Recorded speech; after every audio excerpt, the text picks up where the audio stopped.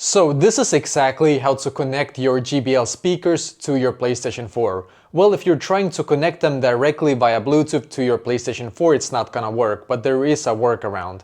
And that is to firstly connect it to your smart TV. So I'm just gonna click right here on my remote, because my PlayStation 4 is also of course connected to my smart TV, and which you also have to have, of course. Then go into settings, click on all settings, scroll down and click on remotes and accessories, and then click on pair accessory. Now what we need to do on our JBL speaker here, I'm just gonna turn it on.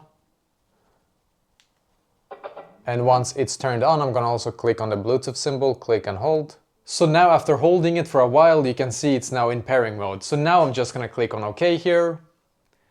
It's gonna search for that accessory, and you can see here is the JBL flip here. So I'm just gonna click on it. It's gonna say pairing, and then I'm just gonna click on pair here. And now it's paired. So now I'm just gonna click on this button here.